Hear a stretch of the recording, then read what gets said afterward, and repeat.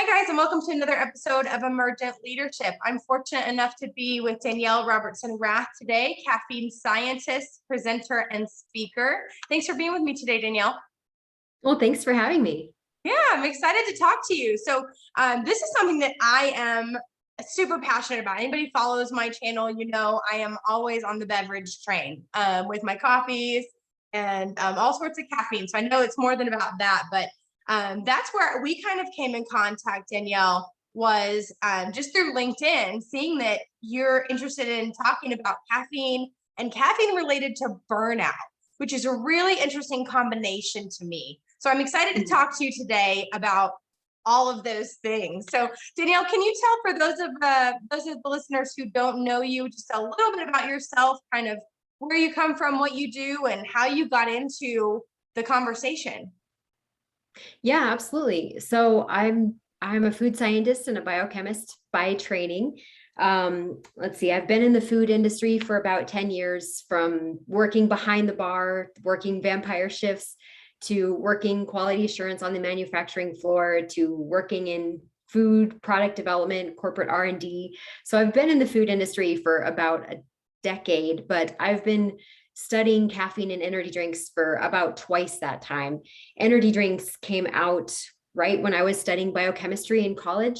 And as someone that was going to school full time, that had two part-time jobs, I constantly needed caffeine to help me juggle everything. I hear But I was that. always disappointed with the oh, just get more sleep, or drink Mm-hmm. less caffeine recommendations at that time. So I mean, really, I've been fascinated in this space between how to avoid burnout and how to consume caffeine responsibly. So that's kind of how I got started. It was just like, getting my biochemistry degree at the right time, and then just having that scientific fascination with how caffeine works in your body and how it might not be enough to counteract the fatigue that you feel emotionally or physically. Right. Sounds like the short answer is because you were living it.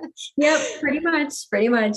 So biochemistry. So were you initially wanting to go into med school, or where does biochemistry come from? That interest there. That's a really specific, I would argue, a trade, an Yeah. expertise, and how do you get into that? So I did gymnastics 20 hours a week when I was in high school, and I loved the study of nutrition. What do I need to eat as a competitive gymnast to make sure that I'm performing at my peak? But I also loved chemistry in high school. And so kind of studying the area where nutrition and chemistry overlap, that brought me to study biochemistry, specifically metabolic biochemistry. So it's not just nutrition, but it's like what's happening inside your body from a chemical reaction standpoint when you're eating food or when you're drinking water, when you're not drinking enough water. That's kind of how I got into biochemistry. There's so many pieces, and I know a lot of our listeners are clinical, our EMTs, paramedics, critical care nurses, all the way through. And so I'm sure they're really appreciating that you're talking about the science behind it, which I think is the most fascinating. I know there are people out there that talk about caffeine, and it seems like every time you turn around, Danielle, someone's saying, oh, well, coffee's good for you now, as long as it's black, or it's bad for you because it makes your, if you have any heart challenges or blood pressure issues, it's good for this, but bad for this. And there's a lot of seemingly misinformation. As someone who's not a full-time consumer of the research, I'm Mhm. excited to learn from you. Let's land our plane. Tell me, is it good? Is it bad? And meanwhile, I'm going to sip my coffee. But I'm really pumped to get into that with you and some of the details. But so thanks for being here with me today, and I'm glad that we got connected. So you got into biochemistry. You're learning about the science behind how things affect your body. And how does that become a career path for you? I mean, you graduate from college, and you're probably around my age-ish. I know it was a challenging time to graduate from college, and right after the Great Recession, so it's been named Mhm. around that space. And there's been a lot of shifts in the food and beverage industry. How did Mhm. you get into food and beverage from college? Was that an obvious track? For me, it was. So, studying biochemistry as an undergrad, I was more and more fascinated with biochemistry and how our body is turning the foods we eat into biochemical energy, not to be confused with like perceived energy, like how energized you feel or stimulation. Right. And so I wanted to get into that further. And so that led me to go into a food science master's program with UC Davis. And that's really where I picked up my peak nerdiness in terms of like food science and biochemistry, everything from, how does the way a food is manufactured change its nutritional quality, things like that. And so that just kind of set me on this path of taking my biochemistry fascination one step further into like the manufacturing. And that's kind of what led me to get a job. As you mentioned, during the Great Recession, I could not get a job anywhere. Like here I am with a shiny new master's degree, right? And no one could hire me. So that's how I ended up working in a bar and getting intimately familiar with caffeine and burnout, like how people that are working, getting off their shifts at like 3 a.m., how are they coping with that delay in sleep patterns? How are they coping with the energy, with the burnout? So that fascination has always just been part of who I am and the jobs that I've had at that time. That's like the backwards joke. Like you told the butt of the joke before the start. It's like, and that's how I ended up working at the bar. Yeah. Unrelated or very related to caffeine, studying too much and trying to understand my body. That's why I worked at the bar. Yep. It's the path of so many college students. I waited tables myself for about a semester, long enough to realize that was not my calling. So it's interesting how our paths really drive us, and how we drive our paths, and our where those two things kind of meet in the middle. But it sounds like you've had some good synergy from your formal education all the way through your career, and still do today. So you're shouting from the rooftops, Danielle, and I don't know what you're shouting about. So we're going to dive into that. But so much so that you wrote a book. When did you write this book, and what motivated you as a fellow writer? Man, tell me about that process. So what was really fascinating to me and what really drove me to write a book. So I've actually written 2 books. The very first one I wrote from undergrad through grad school, all the way through my time at the bar. It took 10 years to like actually get this book published. Yes. That first book is called Are You a Monster or a Rock Star? A Guide to Energy Drinks. And that was me putting everything I had learned as a biochemistry student, as a food scientist student, as a bartender, everything I learned in terms of like what makes a caffeinated beverage safe or unsafe. What about all the ingredients? What do they do? Do they do anything? Like how much is the right dosage? Right. So that's the first book, and that's very, very focused on the science behind energy drinks. As a mom of 2 toddlers, I became more fascinated with burnout in general. So less about the specifics of energy drinks and more about caffeine and burnout in general. And while I was pregnant with my second child, I wrote this book, How to Get Done When You Feel Like And that's basically, that's the mom bleep. That's the mom bleep. Yes. SH*T, whatever. Right. But essentially as a mom of a toddler, like there are times when your kid is crying and you might feel sleep deprived, stressed out. You might feel your worst, but you still have to get shit done. So like, how do you do that? How do you get things done when you feel like poop? How do you get shit done when you feel like shit? Right. And so that's how the title came to me. The book. Yeah. Hence the book. Yes. Yeah. And so that book talks more about like how to manage every level of fatigue. And that's a system that I've really honed over the last 20 years is, you might be exhausted, but I think your level of exhaustion has a different tier. There might be times when you're exhausted because you're bored or you're distracted, you're dehydrated. There might be times that you're like zombie level exhausted, and no amount of caffeine will save you because you're just completely burned out, completely sleep deprived. And so identifying those 5 levels of fatigue has really helped me myself, get things done as a mom with 2 kids, or, as somebody that's juggling a 9 to 5 and like my side hustle. Right. So that's the biggest thing that I've learned. And that's the biggest thing I like to promote is these 5 levels of fatigue. How can you identify your level of fatigue? And then how do you know what to do at that level so that you have a proportionate response, something that's more effective? Right. Gosh, how fascinating. So your first book was really more the science behind the energy drinks. And I love that title, by the way. So are you a rock star or a monster? Tell me the formal title one more time for anybody who wants to go grab it. So I'm big into puns, right? So it's Are You a Monster or a Rock Star? A Guide to Energy Drinks. By Danielle Robertson Rath. So that Right, one's Danielle. really Yep, more yep. scientific about the caffeine in an energy drink. So when Yes. I talk about caffeine, I'm a coffee chick. I don't want anything to do with energy drinks. That's just me personally. And I know people will die on that hill through and through.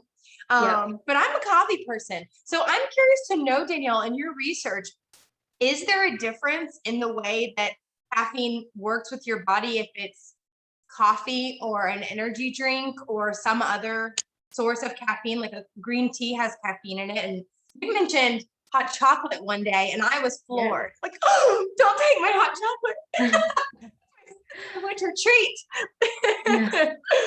Is So there a difference essentially, in the way that your body responds to caffeine if it's delivered through those different beverages? nope, there is no difference. There is no difference. Caffeine is caffeine is caffeine, whether it's coming from Coca-Cola or your dark chocolate, hot chocolate, or your pre-exercise supplement or coffee or tea or an energy drink. Like the molecule caffeine itself will affect you the same way.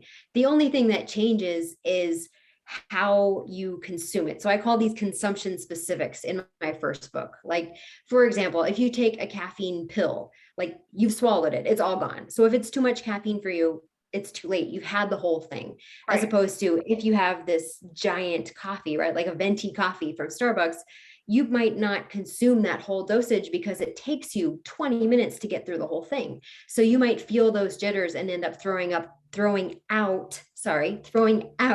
the rest of the coffee before you Sure. consume it. You can't do that with energy shots or caffeine pills. So that's Sure. really the only difference in terms of like how the format of the caffeine might affect you differently, but the molecule itself will affect you the same regardless of where it comes from.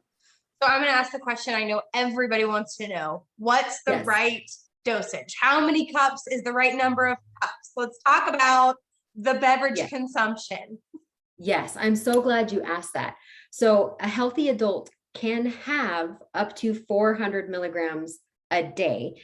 A standard, quote unquote, standard cup of coffee contains 100 milligrams. Is So, that my okay. like 32-ounce mug over here? It's more of an 8-ounce mug, It's right? only 8. It's my Nespresso pod. I like my portions, but Yeah, so 400 milligrams a day, a however you day. consume that. So if that's Correct. a 1 That's cup total. espresso, if it's an energy drink at lunch. So I'm going to speak specifically to our EMS friends who are Yeah. on the road in the field all the time. Mm-hmm. And I know, obviously, not asking you to support a specific brand or another, but in your research that's published, Mm-hmm. have you found one that maybe you do like think like this is a good how am I supposed to ask this? I guess what I'm trying to ask is like, if there's one that's kind of the right amount of caffeine to liquid. Mm-hmm.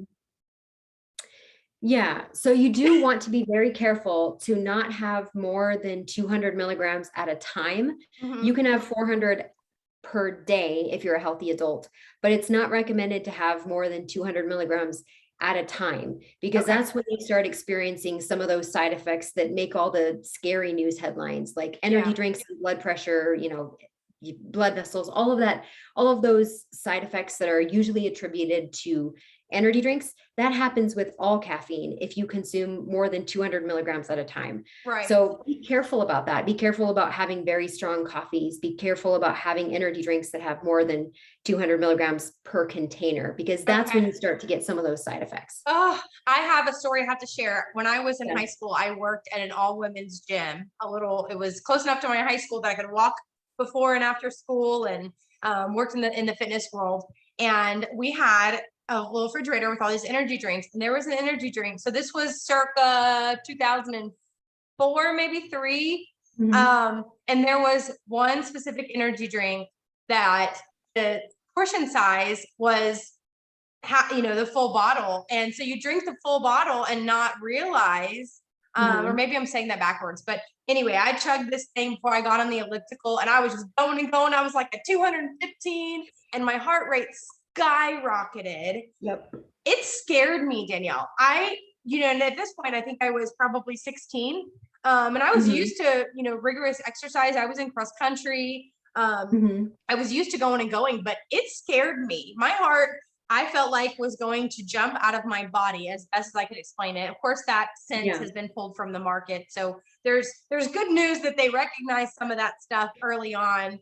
Mhm. Because food marketing is also a huge, we could do a whole podcast on that, on how things Mhm. are presented. And so it's so Absolutely. important to educate yourself and know, to your point, obviously you wrote a book about it, not just how and what caffeine does to you and your body, but or in general, but what it does to you in your body and how you respond.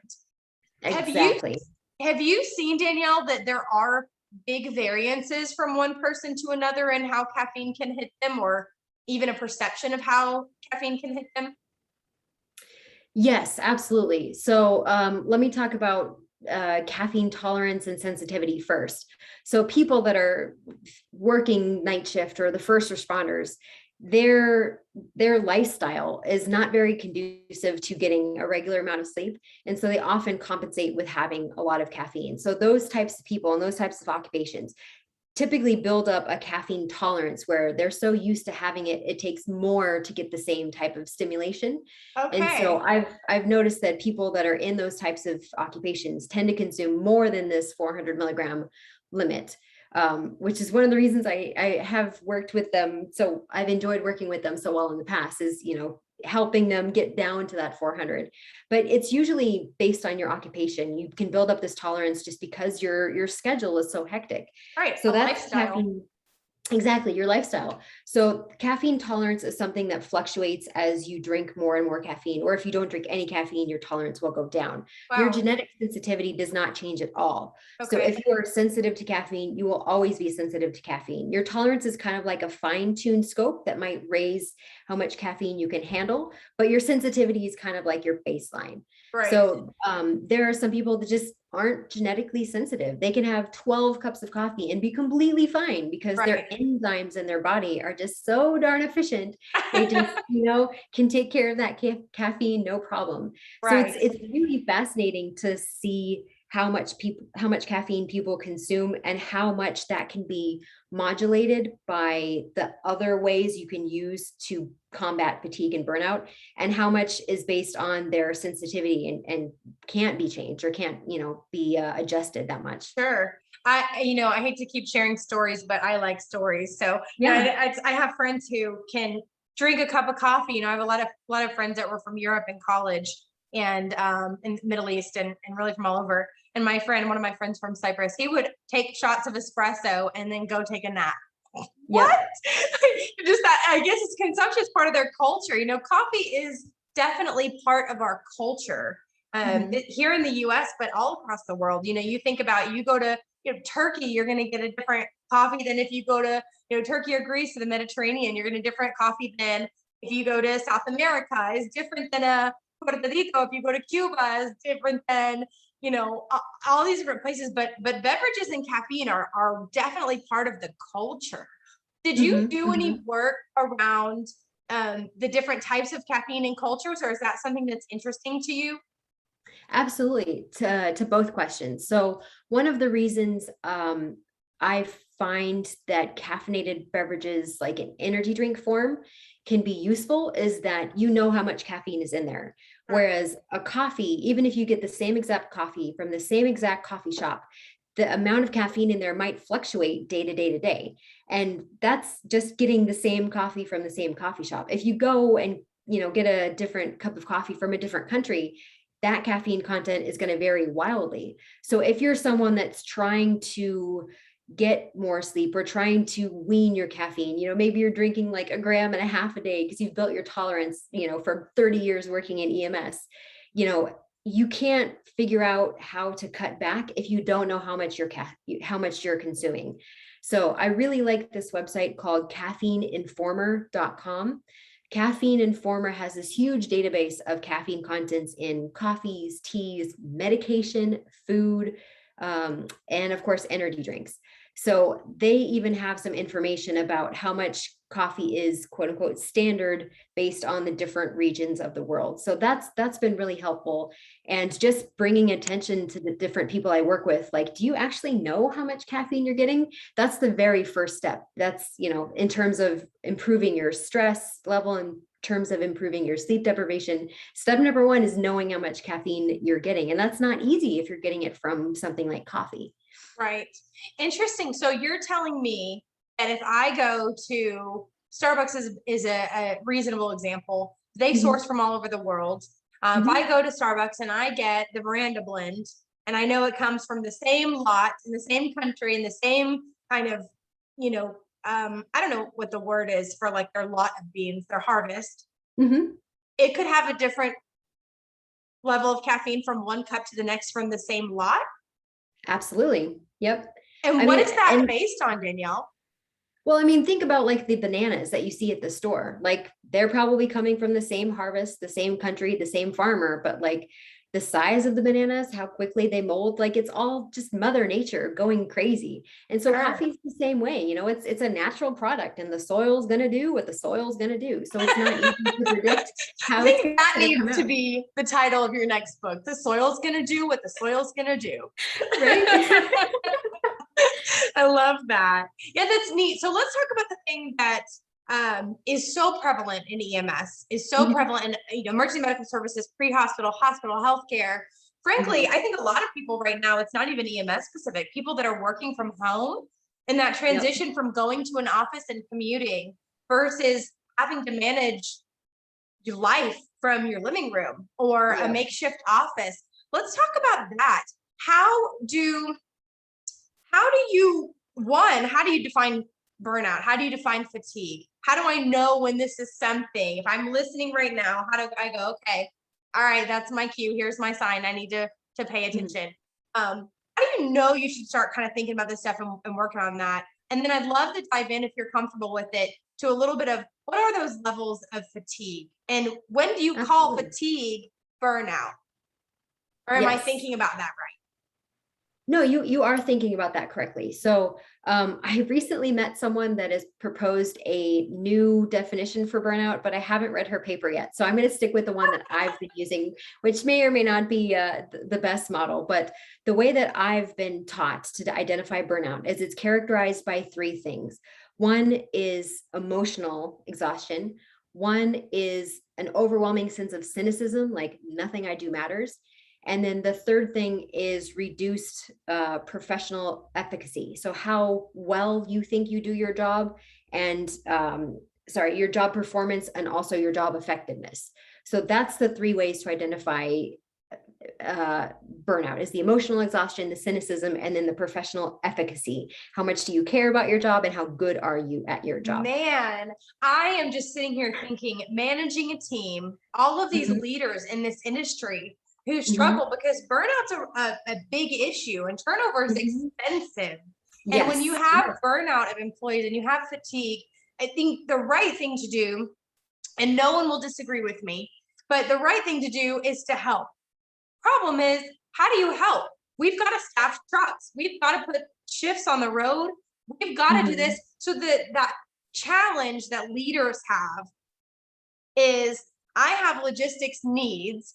And how can I meet my logistics needs, but also support my employee base and the humans behind their ID numbers, right? How do I do that? And so this is a really great space. And I'm so glad to have you to talk about this. But as a leader, what do you do with that information? How do you go to somebody and say, okay, you're a little emotional, a little cynical, you might be burned out, but messaging around that,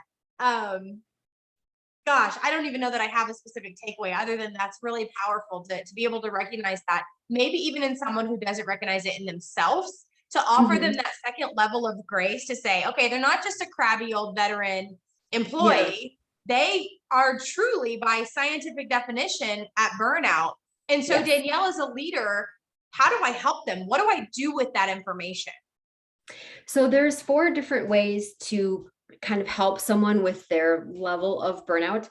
There's the physical energy management, which is usually like exercise, working out, the physical stuff like diet and exercise. Sure. There's the emotional energy management, which is more around like, do you feel like you have a support network? If you, dear EMS person, are having a crappy day, is there someone you can talk to, whether it's your partner or your spouse or your boss? Like, is there someone that you can relate to and kind of like relieve some of this burden? Because keeping some of the dark things that you see on your job on a daily basis inside without any outlet, that can definitely contribute to that escalating burnout. So having those emotional energy management systems is really helpful. Just having like empathy from a boss can be a huge help when you're feeling burned out. The third thing is the mental energy management, and that gets into more like mindset, meditation, mindfulness, things of that nature.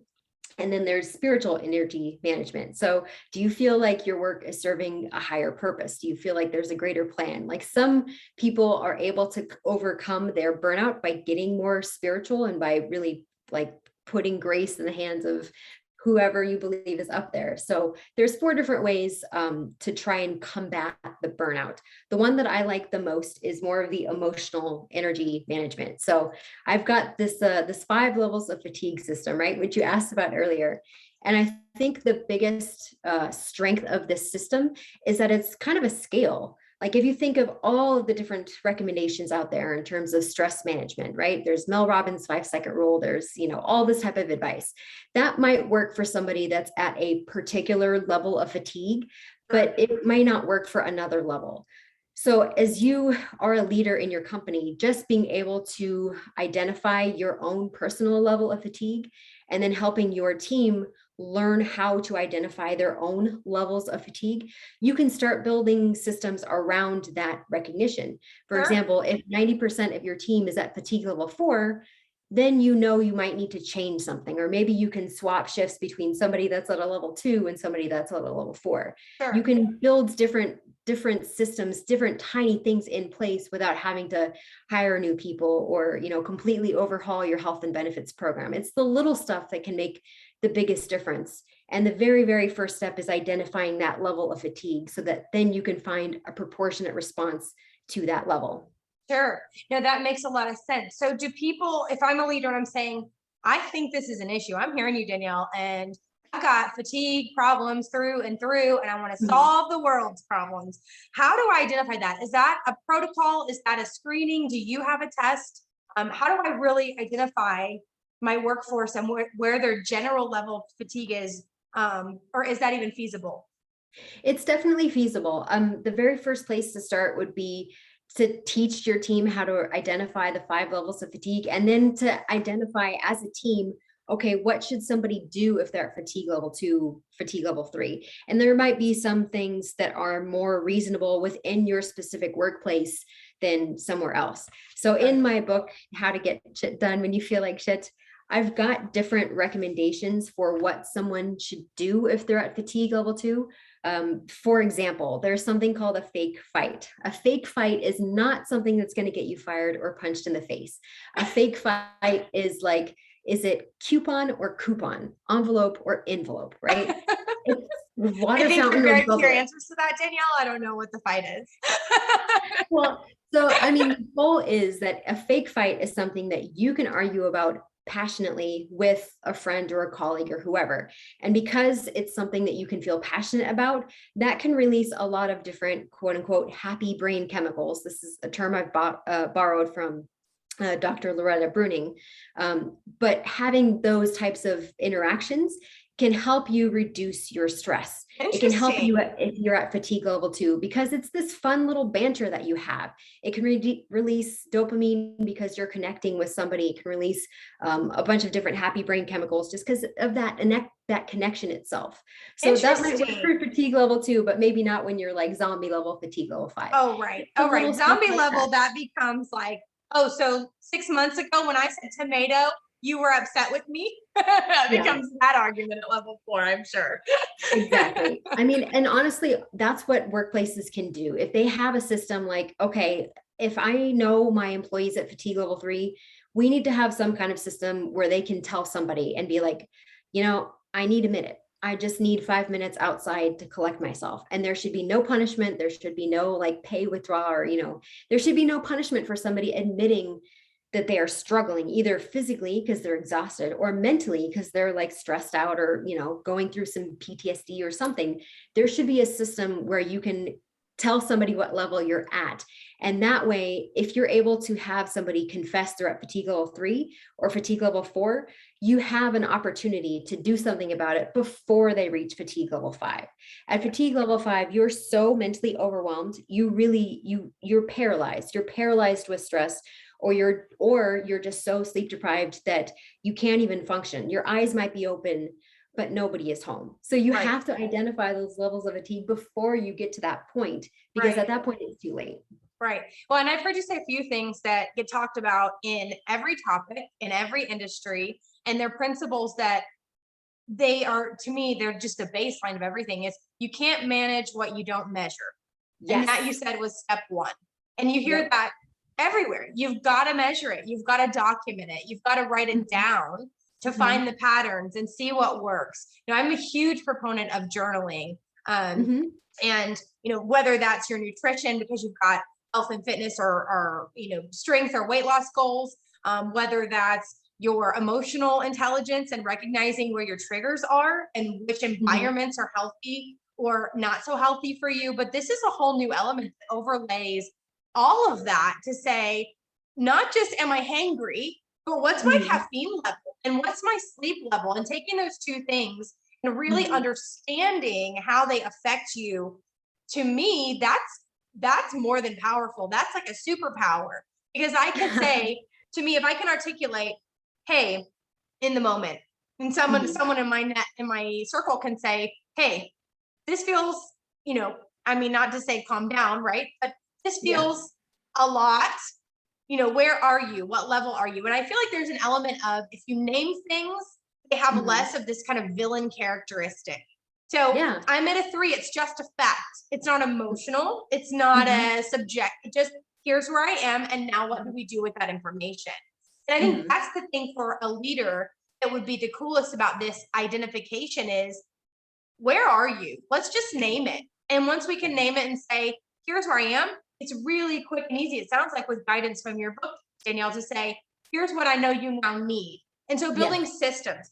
Yes. One of the things that EMS is pretty good about, I think there's always room for improvement, but figuring out that peer support, which is one of the things you said as that emotional energy management. Energy management was peer support and recognition. And then the first one, so the 2 of the 4 that you spoke to, I think, are the ones that leaders can really dive into, where someone at an agency level, at an organizational level, can positively affect the fatigue and the burnout of the workforce as a general population.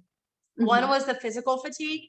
And so this, to me, is bringing in wellness programs. It's bringing in, there's a couple people specifically in the industry, in the health and wellness industry, that do yoga for responders, or mindfulness training or meditation.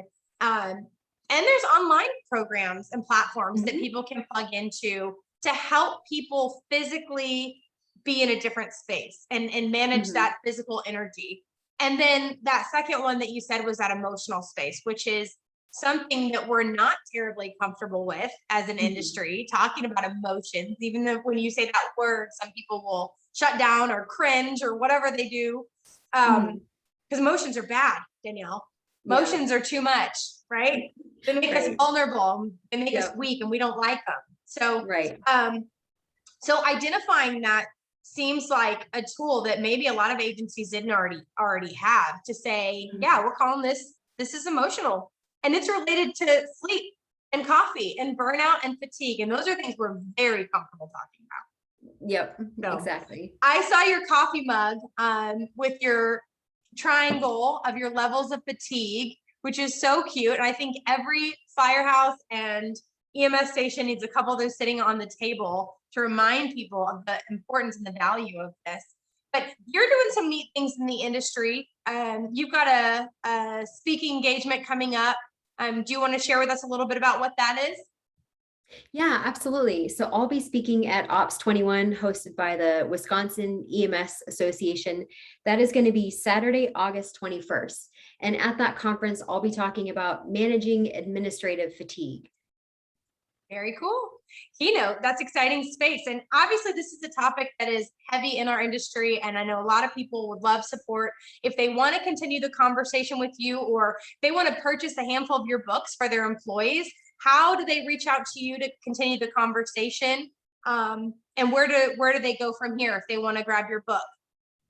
The best way to get a hold of me is either LinkedIn or via email. At email, my address is info@greeneyedguide.com. That's GreenEyedGuide, info@greeneyedguide.com. That's my email address. That is probably the best way to get a hold of me. LinkedIn is probably the second best way, because you have to connect with me and then send me a message. And sometimes I get these random, like, Bob Smith wants to connect with you. I'm like, who's Bob? I don't know. So, like, if you do connect with me, please send me a message so I know who you are and why you're talking to me. Yes, I have to plug that, because on the career coaching side, I tell people you should not send a request. So this is just sidebar related leadership to networking. When you network with someone, to Danielle's point, exactly, there's always value in telling them, how did you hear about them? How did you come across their profile? Why are you interested in connecting with them? Or why might they be interested in connecting with you? So there's very aligned expectations.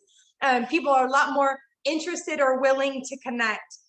So if you're listening to our podcast, absolutely shoot Danielle a message. Let her know you heard her on my podcast, or shoot me a message, and I'm happy to connect you. Y'all know I love those warm intros. So that's how they can get a hold of you on LinkedIn or shoot you an email. Danielle, do you work with agencies? If I'm leading an agency and I have identified this as a challenge, but I'm not sure the right path, do you ever work with agencies to kind of help write that plan for them?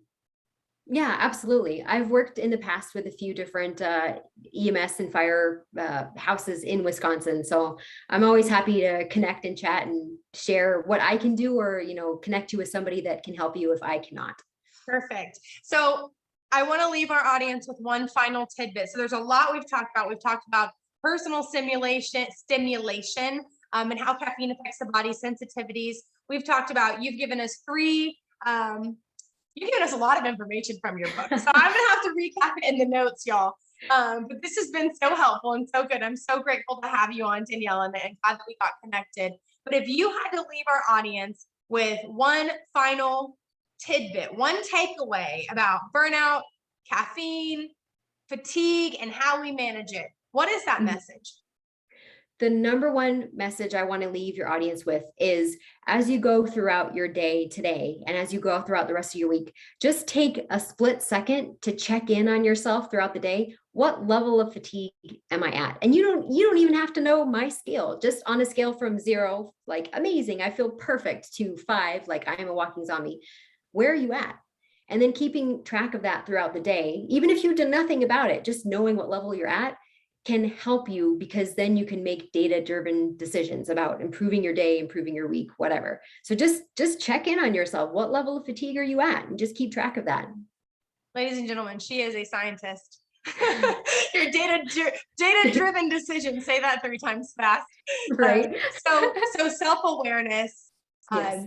Physical, emotional, spiritual, all the emotional management, energy management. Where are you? How are you feeling? Check in with yourself, and then make a plan.